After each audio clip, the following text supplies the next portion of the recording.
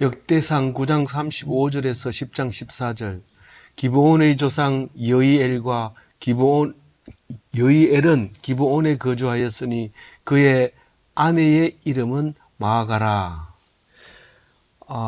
오늘 말씀은 9장의 마지막 35절에서부터 44절까지 마저 하고, 그리고 10장으로 이렇게 넘어가게 되어 있는데, 분량으로 봐가지고는 요렇게 하는 게 맞지만, 내용으로 봐가지고는 이제 9장이 다 끝나고 이제 10장으로 다시 넘어와야 됩니다. 그런데 이상하게 요렇게 붙여놓으니까 연결이 되는 부분이 있는데, 그게 뭐냐 하면은요, 기브온이라고 하는 것은 땅 이름입니다. 지역 이름이지 사람 이름은 아니거든요. 근데 이제 기브온이라고 하는 곳은 그 속에 누가 살고 있었냐 하면 사울이 살고 있었다는 거예요. 사울 왕이. 그래서 이걸 적어 놓는 거예요. 근데 이거를 얼핏 보면 제목도 그렇게 붙여놨지만 사울의 계보 이랬는데 사울의 계보는 아닙니다. 사울의 계보가 아니기는 사울의 계보를 기록한 건 사실이지만 그걸 말하고자 하는 것이 아니라 사울은 어느 지파 사람이에요? 베냐민 지파 사람이에요. 베냐민 지파 사람인데 기브온이라는 사람 이름을 가진 사람은 없어요. 땅은 기브온이 있어요. 근데 이제 그 히위 사람의 도성이었어요. 이게 기브온이라는 곳이. 그래서 예루살렘에서 한 9km 북쪽에 있는 거니까 옛날에는 이게 9km가 떨어져 있으면 확실한 다른 동네입니다. 다른 동네가 있고, 이 기브온과 예루살렘 사이에 이름이 외자인데 그 동네가 있어요. 그 동네에 제사장들이 많이 살았어요. 그랬는데 나중에 보면 그 기브온 제사장들을 많이 죽이는 것으로 이야기가 되는 것처럼 보여요. 정확한 건 아니지만 어쨌든 지금 히위 사람의 도성이었는데 맨 처음에 성경에 나오기를 어떻게 나오냐면 비그라와 느에봇과 기랏 야림의 왕과 기브온 왕 이 네 사람이서 짜고 여호수아가 가나안 정복할 때 와가지고 이제 거짓으로 썩은 떡을 가져와서 우리가 멀리서 왔다 그러면서 화친을 요청을 해온 거죠. 그래서 결국은 확인도 안 해보고 하나님께 물어보지도 않고 그냥 멀리서 왔다고 생각하고 화친을 맺은 바람에 그 사람들이 어려움을 도와주기로 그렇게 약속을 해버리는 상태가 됐습니다. 그때 이제 이 기브온이라는 말이 나오는데, 이 역대기의 흐름으로 보면 이 이야기가 왜 나와야 되느냐면, 너디님 사람들이 이 기브온 사람이 너디님 사람이었어요, 원래. 그러니까 기브온 사람이 성전의 종이었던 거죠. 그래서 원리적으로 보면 너디님 사람들이 어디 살았는지 누구였는지 분명하게 얘기는 하지 않습니다. 그런데 이 얘기를 여기로 하는 걸로 봐가지고 이제 너디님 사람들의 이 사는 곳과 그 다음에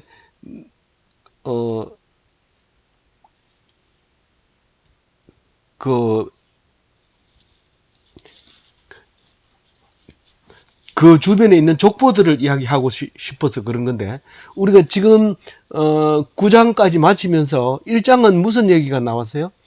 이 아담부터 야곱까지가 나왔어요. 그러니까 역사적으로는 4000년 전에서부터 2000년까지 나왔어요.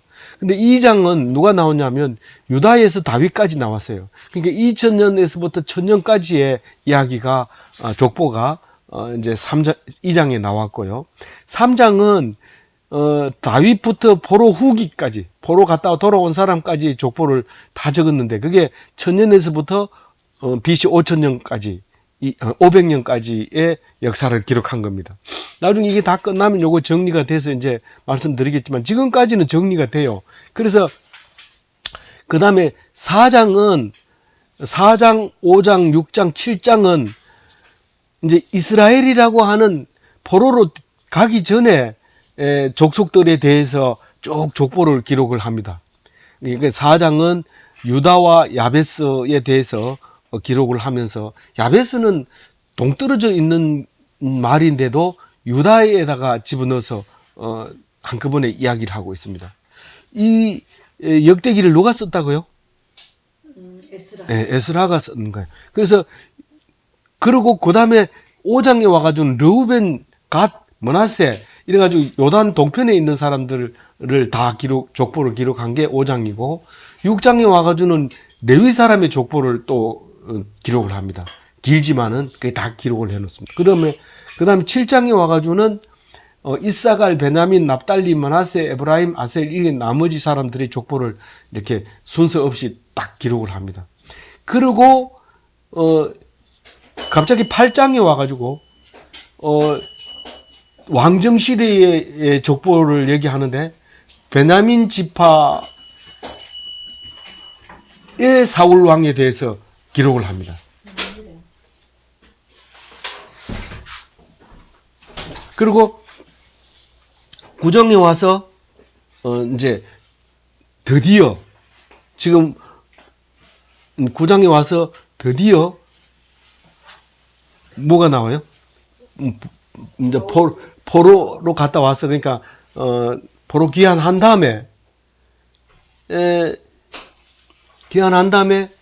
예루살렘에 정착한 사람들의 족보를 쓰기 시작을 한 거예요. 그러니까 9장이 역대기의 본론에 해당되는 거예요.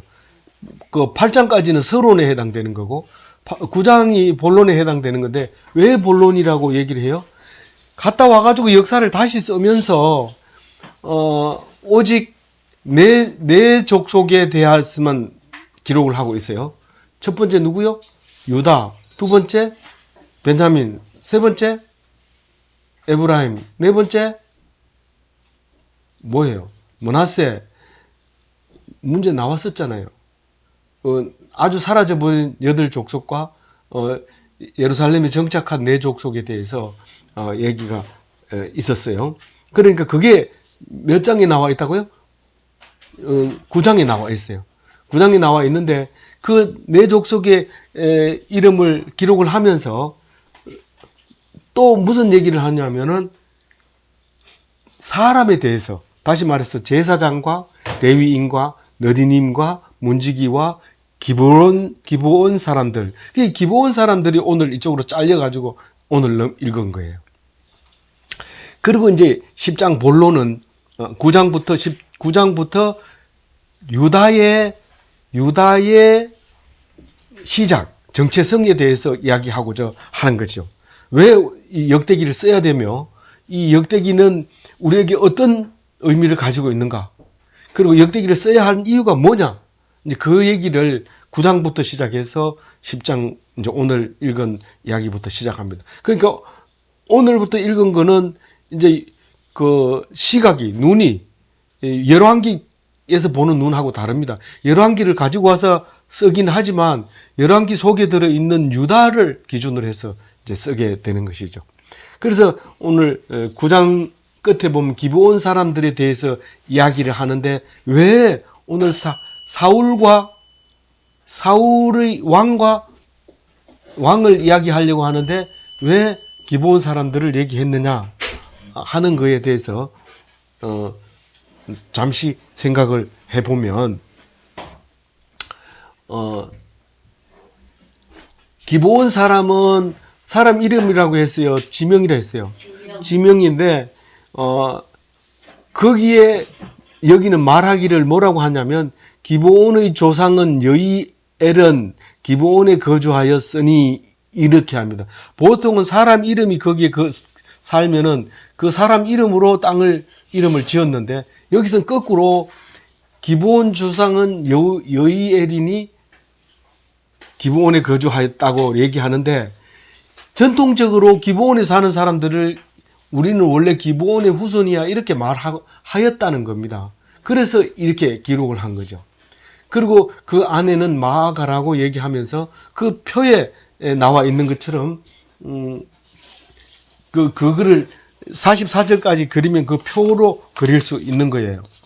그러면 이 기브온에 거주하는 사람들이 이 38절에 이렇게 쭉 여러 사람이 나오고 그 다음에 문제는 이 이야기를 하는 이유는 사울에 대해서 사울의 정체성에 대해서 이야기하고 싶은 거예요. 그 사울은 역대상 8장 29절에도 똑같은 말을 하고 있어요. 39절하고 그렇죠. 39절하고 35절하고 38장 29절하고 9장 35절하고 똑같은 그거예요.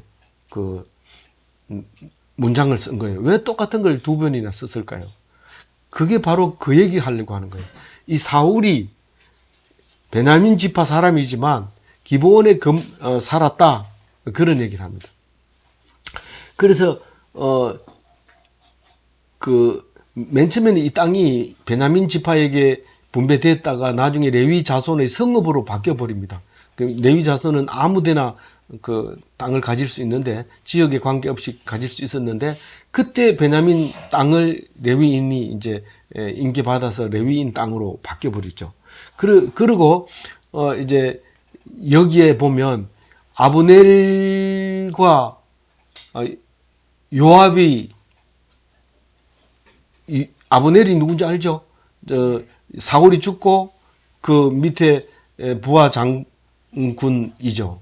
요압은 이제 아직도 왕 행세를 못하고 있는 다윗의 이제 수장이죠. 그 두 사람이서 이제 싸움을 벌여가지고 엄청 많이 죽게 되는데 그때 이름을 헬가타수렘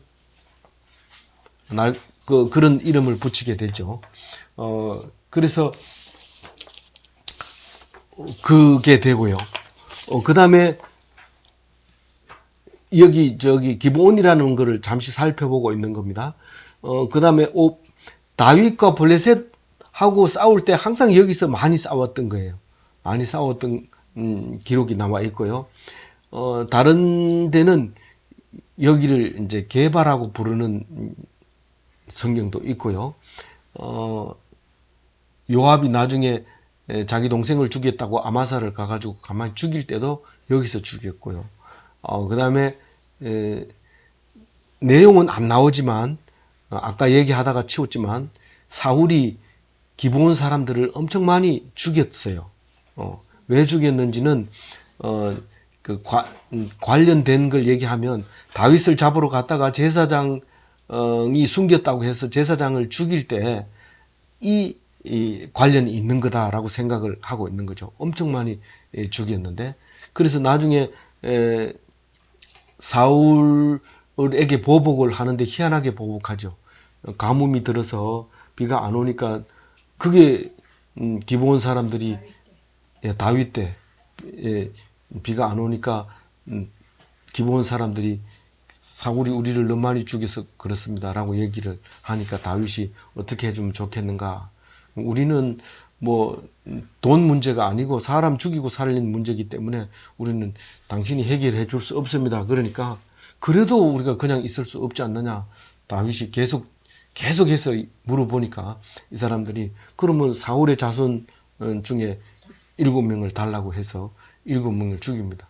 거기서 사울의 외손을 죽이고 외손 2사람하고 나머지 5사람 손자하고 이렇게 해서 죽여서 목을 매서 달아매가지고 그렇게 장사를 치르는 이야기가 사무엘상에 나오죠. 그리고 여기 이제 실로가 이제 함락이 된 후에는 성막이 여기 와 있었다고 그래요. 그래서 솔로몬이 여기서 1000번제를 드렸다는 거죠. 여기 성막이 여기 있었기 때문에 솔로몬이 제사를 드렸다. 그렇게 나오고 있습니다. 그리고 나중에 이제 이게 침략이 되는 이야기가 나오고 그래서 이 기브온에 대한 것은 사람 이름이 아니라 지명 이름으로 되어 있는데 이 사울은 원래 베냐민 지파였는데 사무엘상을 보면 아비야의 아들 고라스의 아들 서울의 아들 아비엘의 아들 기스의 아들 사울 이렇게 소개가 돼서 왕이 됩니다. 그리고 똑같은 그러니까 여기 39절하고 똑같은 게 넬은 기스를 낳고 기스는 사울을 낳고 요게가 베냐민 자손이라고 하면서 이렇게 그대로 39절하고 똑같은 병행 구절이 나옵니다. 그러니까 이건 지금 뭘 얘기하고 있느냐 하면 사울은 이미 포로기 이후에 와가지고는 정체성을 잃어버린 거예요. 이게 베냐민 사람인지 기브온 사람인지 이미 정체성을 잃어버리고 있다 하는 메시지를 에스라는 메시지를 주고 있는 것이죠.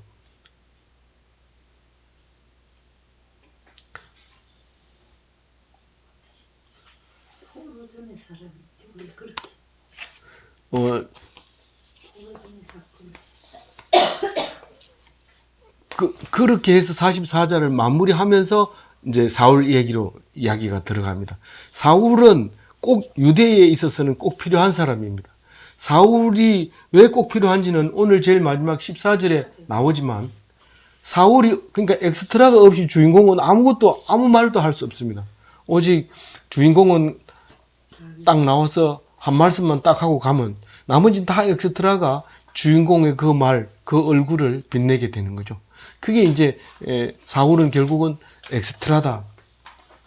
유대 땅을 위해서 베냐민은 엑스트라였다라는 거죠. 그러면서 이제 그 사울 얘기를 하는데 1절에 블레셋 사람들과의 전투가 벌어진 이야기를 합니다. 마지막에 이제 죽게 된, 뭐 그동안 잘했는 얘기는 안 합니다. 이제 어떻게 죽었는지, 왜 죽었는지, 죽어서 어떻게 됐는지를 이야기하고 있는 거죠. 그래서 이스라엘이 패전하고 있는 것을 1절에 얘기합니다. 그게 어디냐면 길보아 산입니다. 그 벳산하고 가까운데 만약 거기 가게 되면 벳산 국경을 넘어서 요르단으로 넘어가는데 그 벳산에 이제 효시하는 이야기들도 많이 나옵니다. 그 성경에. 이 얘기는, 오늘 얘기는 거의 뭐 틀린 게 별로 없기 때문에 그대로 읽으면 묵상하면 되겠습니다. 그래서 2절에 보면 사울 세 아들들이 먼저 죽습니다. 먼저 죽으니까 이제 사울이 아주 그냥 사울의 죽은 아들 이름 세 사람 요나단, 아비나답, 말기수아. 그래 이 요나단 같은 다윗을 믿는 친구가 대단했죠. 찬양에도 나오지만은 요나단이 그 다윗을 그렇게 좋아했는데 결국은 죽었습니다. 다윗이 네가 왕이 되고 그 다음에 우리가 하겠다 이랬는데 먼저 죽어서 일은 깨끗하게 정리가 됐습니다. 뒷일이 신경 안 써도 되고 그랬는데 이제 그것을 전사하고 3절에 보면 그 다음에 도망을 이제 막 가죠 사울이. 그런데 뭐 엄청 다급해졌어요. 이제 탁 하면 이제 붙잡히는데 이게 꼭 이제 안 붙잡히고 도망가는 토끼하고 같은 거죠. 딱 붙잡히면 뭐 토끼는 그냥 아무 힘도 안 씁니다. 힘도 안 쓰고 그냥 죽이려면 죽이고 마음대로 해라 이거 힘 팍 빼고 있지만은 달릴 때는 붙잡힐까봐 전심전력을 달리면서 엄청난 에너지를 소비하면서 뇌에 쓰고 심장에 쓰고 활발한 활동을 하게 되죠. 그렇게 다급해지고 이성을 잃어버렸을 때 사울은 생각하기를 붙잡히면 우리는 엄청난 욕을 당하게 된다. 그렇게 생각을 하고 그 종에게 나를 죽여달라고 합니다. 그렇게 믿던 사람, 따르는 사람을 어떻게 죽여요? 못 죽이죠. 그래서 할 수 없이 자기가 칼을 배에다 대고 거기에 엎드려져 버렸죠. 그러니까 칼이 등으로 나오고 죽게 되는 것을 그 종이 보고 자기도 그렇게 따라서 죽는 이야기가 나옵니다. 5절에는 그렇게 죽는 게 나오고요. 6절에는요. 그래서 세 아들도 죽고 사울도 죽고 그 종도 죽고 그럼 전부 몇 명 죽었어요? 5명 죽었잖아요. 그래 죽어버렸는데 이제 그 사울 왕은 이제 패망한 거죠. 그런데 거기 사울을 믿고 있던 이스라엘 백성들은 더 있다가는 우리가 제명에 못 살겠다. 그리고 다 이제 도망을 가죠.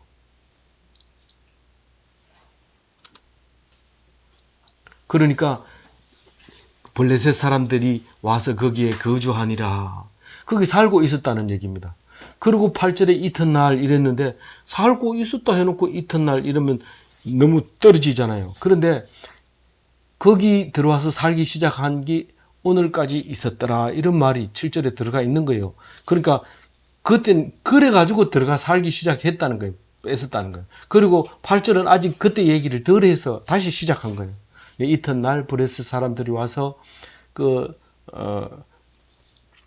사울이 입었던 옷하고 그 아들들이 입었던 옷을 수거해가지고 길보아산에서 수거를 해서 9절에 그 머리를 잘라버리고 목을 잘라서 그 갑옷하고 들고 가서 브레셋 사방에다가 이게 우리의 원수 사울의 옷이다 그러면서 들고 가면 막 박수치고 환호를 올리고 그리고 목은 이제 그 다곤 신전에다가 탁 이렇게 걸어놓고 있었던 거죠. 이 3000년 전에 그 유대인과 블레셋 사람들이 싸우던 훨씬 그 전에부터 싸우던 이 사람들이 아직도 살아서 2000년 동안 완전히 성공해가지고 팔레스타인이라는 이름으로 2000년 동안 장악하다가 이제 2차 대전 끝나고 이 사람들이 이스라엘은 차지한 게 지금 현재 이스라엘이 있잖아요. 이렇게 오랜 원수가 오랫동안 버티고 있어요. 근데 만약에 블레셋이 없다면 유다가 있었을까요? 없었어요. 그래서 이 블레셋이라고 하는 사람들은 엄청 필요한 사람들이고 우리에게 늘 있는 거고 없어서는 안 될 사람이고 그런데 그 사람들을 보고 하나님 앞에 감사를 하면 천국이지만 그 사람들 보고 감사 못하고 문제 해결하고 편안한 마음으로 누워 있었으면 좋겠다 그렇게 생각하면 지옥인 거죠. 그 사람은 안 없어지거든요. 얼마나 오랫동안 안 없어지느냐 하면 3000년이 아니라 사실은 성경 역사를 보면 처음부터 있었던 거죠. 블레셋 사람은. 그래서 지금도 가자 지구에 아직도 남아있고 이스라엘을 다 차지했다고 생각하는 그 현재 이스라엘 사람들도 가자 지구의 그 블레셋 사람들 때문에 여전히 고전을 면치 못하고 걸림돌이 되어져 가고 있는 거죠. 그래서 우리의 블레셋은 누군가 생각해 보세요. 영원히 우리는 이것을 해결 못하고 살다가 죽어야 되는가? 그래, 죽어야, 그렇게 해결 못하고 영원히 앙숙으로, 원수로 남아 있어야 된다라는 것입니다. 그런데 11절에 이제 길르앗 야베스라는 에 사는 사람들이 이제 나오죠. 그 야베스는 땅 이름에서만 딱 나오고 있는데 이 앞에서도 야베스에 대해서 딱 한 번 나오죠. 그게 4장 10절에 나왔죠. 그 사람이 야베스의 기도를 했기 때문에 우리는 잘 기억하고 있는데 이 야베스는 어디서 와서 어디로 갔는지 모르지만 이 야베스는 사울에게 했는 이 일로 말미암아 그 사람의 기도가 기록에 남게 되는데 4장 10절 빨간 글씨 한번 읽어볼게요. 주께서 내게 복을 주시려거든 나의 지역을 넓히시고 주의 손으로 나를 돕사 나를 환난에서 내게 진실 얻게 하소서. 이 이런 기도를 드리면 하나님이 잘 들어주시는 거예요. 그래서 이 기도를 듣고 배우고 그대로 하라는 거예요. 야베스의 기도를. 그게 다윗 유대 사람들의 훌륭한 기도라고 생각하고 또 우리는 그것을 성경으로 읽고 있는 것이죠. 복을 주시려거든 많이 주시고 이렇게 하지 말고 이와 같이 하나님이 나를 도우시고 환난을 벗어나서 근심이 없게 하옵소서. 그렇게 기도한다고 환난이 없어요? 있지만은 그게 환난이 아니라 하나님께서 나에게 주시는 특별한 메시지고 특별한 축복이었다는 것을 알게 되면 그게 근심이 없어지죠. 있을 수가 없죠. 그런 그 야베스의 기도를 드리고 응답받는 그런 사람들이 기독교인이라고 할 수 있겠습니다. 12절에 보면 그 사람들이 그 소식을 듣고 이제 용사들을 일으켜서 시체를 찾으러 갑니다. 가서 아들들의 시체와 사울의 시체를 다 거두어서 이제 가지고 옵니다. 야베스로 가져와서 상수리 나무 아래에서 이제 장사하고 나중에는 이제 기스의 묘로 이장됩니다. 다윗이 이장시켜가지고 그 안에 그까지 다 이렇게 아내가 아니라 그 나중에 이제 그 기브온 사람들이 목을 쳐서 이제 그 효시를 했을 때 그 며느리인가요? 그 사람이 그렇게 믿음을 확실하게 지켰기 때문에 그 사람들을 다 시체를 거둬서 기서의 그 문중 묘에다가 이제 장례하는 그런 이야기들이 있습니다. 그런데 여기서 정식으로 장례식을 치렀다는 것은 7일간 금식하였더라. 이렇게 하면 제대로 장례식을 치러줬다. 그런 말인 거죠. 마지막으로 이 이야기를 하려고 지금까지 한 거예요. 13절, 14절입니다. 13절만 같이 읽어보겠습니다. 사울이 죽은 것은 여호와께 범죄하였기 때문이라. 그가 여호와의 말씀을 지키지 아니하고 또 신접한 자에게 가르치기를 정하고. 이 유대인들은 유대의 역사를 역대기로 기록하면서 시작부터가 죄 때문에 죽는다 하는 것을 이야기하고 있는 겁니다. 그래서 예수님은 죄 때문에 죽는 거기 때문에 죄가 없으면 산다는 거예요. 죄가 없으면 절대로 죽지 않는다는 거예요. 그래서 너희들은 죄가 있기 때문에 죽어야 되는데 죄 없는 내가 대신 죽으면 안 죽어도 된다는 거죠. 그게 유대교의, 유대인의, 유대 역사의 시작이 바로 그겁니다. 죄 때문에 죽는다. 죄가 뭐라고 지금 그 뒤에 얘기해요. 그가 여호와의 말씀을 지키지 아니하고 또 신접한 자에게 가르치기를 청하고 가르쳐 달라고 무당한 데 가서 가르쳐 달라고 하잖아요. 그래서 사무엘이 막 올라오잖아요. 그러니까 뭐가 죄라고요? 뭐가 죄라고요? 하나님을 떠나는 것이, 말씀을 떠나는 것이 죄라는 거예요. 뭐 오늘 한번 묵상 안 할 수도 있는 거지 뭐 너 죽을 거야 이렇게 해야 돼요. 암소리도 하지 말고 묵상 안 했는데 바빠서 못 했는데 너 죽을 거야 이렇게 얘기를 해야 돼요. 그래서 그 죄가 얼마나 그 죄값을 어떻게 치르는지 보세요. 이 죄가 아주 무거워요. 저 죄값을 치르는 게 무거워요. 14절 같이 읽어봅니다. 여호와께 묻지 아니하였으므로 여호와께서 그를 죽이시고 그 나라를 이새의 아들 다윗에게 넘겨주셨다더라. 죽이는 거예요. 죄가 있기 때문에. 죽이고 진짜 중요한 건 뭐예요?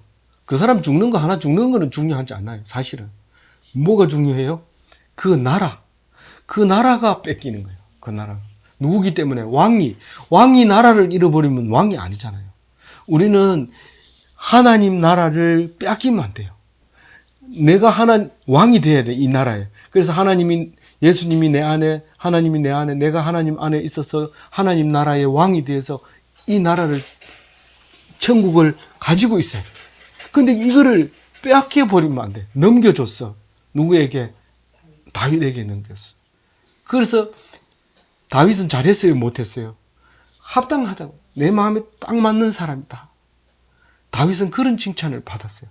그래서 다윗이 죽는 걸 보고 유대인들은 너무 가슴이 아팠어요. 안 됩니다. 다윗이 있어야 됩니다. 영원한 왕위를 주세요. 그러니까 하나님이 약속했어. 영원한 왕위를 절대로 끊어지지 않겠다. 어떻게 하면? 너희들이 나를 떠나지 않으면, 나에게 꼭 붙어 있으면 영원히 주겠다. 그런데 망해버렸잖아요. 그런데 바벨론에 망해가지고 포로로 갔다 왔잖아요. 이 상황에서 그 말을 어떻게 이해를 해야 됩니까? 그러면서 이 에스라는 역대기를 정리하고 있는 겁니다. 모르죠. 예수님이 2400년 뒤에 온다는 사실을 에스라는 모르지만 말씀 속에서 분명히 온다고 말씀하고 계시는 것을 들었던 거예요. 그래서 다윗의 왕위는 영원히, 그 왕은 영원히 우리에게 이어지고, 이게 다윗에게 있는 게 아니라 우리에게 주어지는 나라, 하나님 나라인 것이죠. 그래서 우리가 믿음을 시시하게 생각하면 안 돼요. 믿을 수도 있는 거고 못 믿을 수도 있는 거지, 뭐 그거 가지고 그러냐. 그거 가지고 그러지. 그게 전부인데. 그게 살고 죽는 거고, 그게 그 큰 나라를 가지느냐 마느냐 하는 건데, 그게 작은 일이냐. 그 일을 믿는 것을 작게 여기고 다른 일을 더 중히 여기면 하나님이 크게 빼앗아 버리고 죽인다는 것을 기억하고 하나님 말씀을 떠나지 않는 그런 기독교인이 다 되시기 바랍니다.